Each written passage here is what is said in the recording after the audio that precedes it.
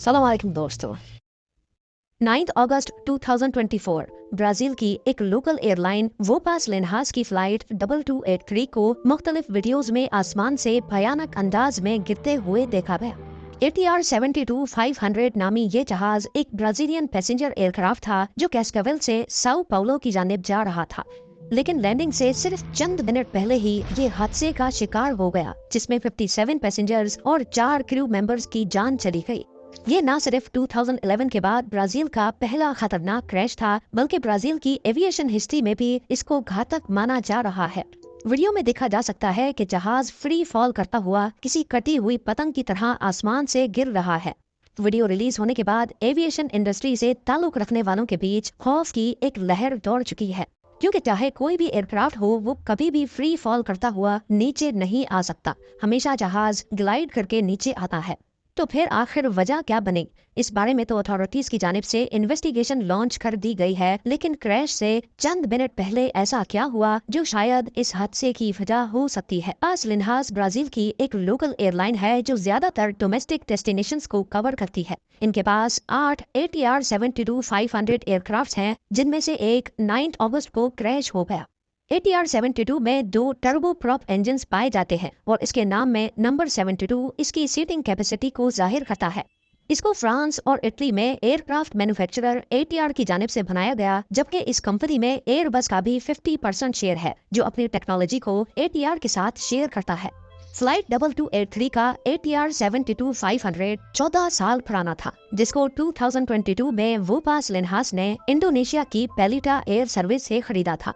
जैसा कि पहले भी मैंने बताया कि ये एयरलाइन ज्यादातर सिर्फ लोकल डेस्टिनेशंस पर ही ऑपरेट करती है। फ्लाइट डाटा रिकॉर्ड के मुताबिक 9 अगस्त 2024 सुबह 9:06 पर ये साओ पाउलो से टेक ऑफ हुई और इसकी मंजिल 700 किलोमीटर वेस्ट में कैस्कावेल तक थी। इसका ये ट्रिप तो बिल्कुल ठीक ठाक गुजर गया। इसने 2 घंटे 11 मिनटों के बाद सुबह 11:17 पर कैस्कावेल में खैर खैरियत से लैंड कर लिया। फ्लाइट ऑलरेडी अपने शेड्यूल्ड टाइम के हिसाब से लेट थी और इसको कैस्कावेल से पैसेंजर्स लोड करके वापस साओ पाउलो भी जाना था। इसी वजह से अनलोडिंग के बाद जल्दी जल्दी साफ सफाई का काम हुआ और ठीक 41 मिनट्स के बाद इसने कैस्कावेल से वापस साओ पाउलो जाने के लिए टेक ऑफ किया। जहाज में टोटल 57 पैसेंजर्स और पायलट समेत 4 क्रू मेंबर्स मौजूद थे। 61 साला अम्बेर्टो डी कैंपोस फ्लाइट कैप्टन थे। 35 साला डेनिलो सैंटोस फर्स्ट ऑफिसर और 2 फीमेल कैबिन क्रू भी मौजूद थी। टेक ऑफ से लेकर क्रैश तक क्या कुछ हुआ, रेडार की स्क्रीन पर क्या कुछ दिखता रहा, ये सब कुछ आप भी देख सकते हैं। 11:58 AM लोकल टाइम पे फ्लाइट 2283 ने कैस्कावेल से टेक ऑफ करते ही लेफ्ट टर्न लिया और 17,000 फीट का एल्टीट्यूड मेंटेन करने लगी, जिसको क्रूजिंग एल्टीट्यूड भी कहते हैं। 12:21 पे टेक ऑफ से 23 मिनटों के बाद 17,000 फीट का एल्टीट्यूड मेंटेन कर लिया गया।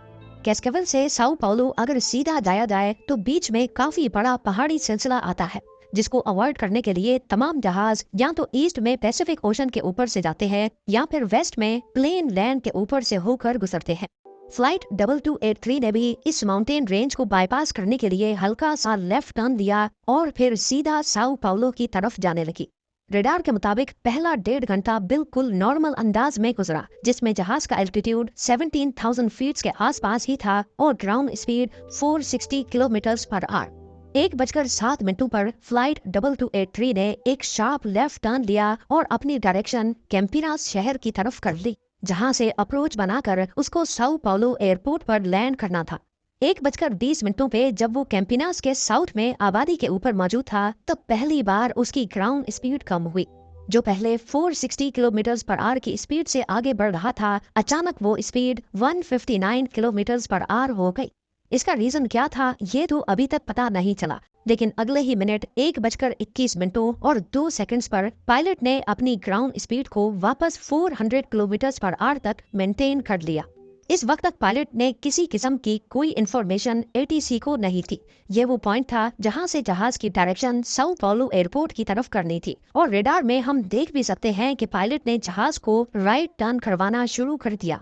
लेकिन सिर्फ 13 सेकंड्स के बाद 1:21 और 15 सेकंड्स पर जब वो टर्न कर ही रहा था कि अचानक पहले ग्राउंड स्पीड कम हुई और उसके साथ ही वर्टिकल स्पीड, यानी जिस स्पीड से जहाज नीचे या ऊपर जाता है, वो कम होने लगी।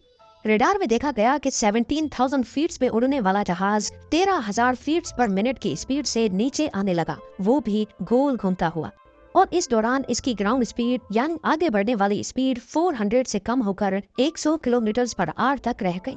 इस पूरे प्रोसेस में सिर्फ 1 मिनट और 14 सेकंड ही लगे, यानी इतने कम वक्त में जहाज 17,000 फीट से सीधा जमीन पे आ गिरा।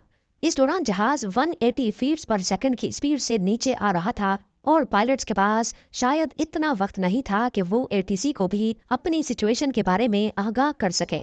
जिस जगह पे फ्लाइट की वर्टिकल स्पीड कम होना शुरू हुई और जिस जगह इसने क्रैश किया, इसके बीच सिर्फ 1.3 किलोमीटर का ही फासला है। इस अचानक गिरने के पीछे की असल वजह क्या थी, ये तो इन्वेस्टिगेशन के बाद मालूम पड़ेगा। लेकिन अभी तक जो मालूमात मौजूद हैं, उसके हिसाब से जिस एरिया में क्रैश हुआ वहाँ 12,000 से 21,000 फीट के एल्टीट्यूड पर पहले से बर्फ जमने की इंफॉर्मेशन तमाम पायलट्स को दी गई थी, जिसको सिगमेट एडवाइजरी यानी सिग्निफिकेंट मीटरोलॉजिकल इंफॉर्मेशन भी कहा जाता है। अगर जहाज के विंग्स पर बर्फ जमना शुरू हो जाए तो ये काफी खतरे की बात होती है, क्योंकि बर्फ की वजह से जहाज की एरोडायनेमिक्स बदल जाती है और हवा जो उसको लिफ्ट देती है वो लिफ्ट अब कम हो जाती है। बर्फ जमने की वजह से दूसरा मसला ये भी होता है कि विंग्स, रडर्स, एलरॉन्स और एलिवेटर्स जो कि एयरक्राफ्ट के मूविंग पार्ट्स होते हैं, उनके बीच बर्फ फंस जाती है और वो हिल नहीं सकते, यानी पायलट के इनपुट देने के बावजूद जहाज राइट या लेफ्ट नहीं हो पाएगा। इस चीज से बचने के लिए अक्सर मॉडर्न एयरक्राफ्ट में तो ऑटोमेटिक हीटिंग सिस्टम होता है जो अहम हिस्सों पर बर्फ जमने ही नहीं देता।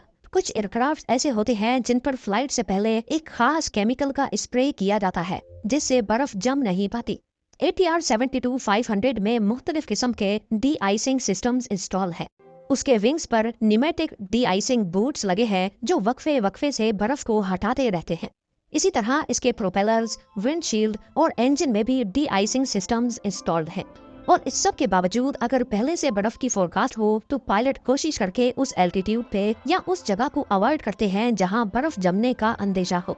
क्रैश के बाद फ्लाइट 2283 का ब्लैक बॉक्स रिकवर कर लिया गया है और उम्मीद है कि आने वाले महीनों में इस क्रैश की असल वजह खुलकर सामने आ जाएगी।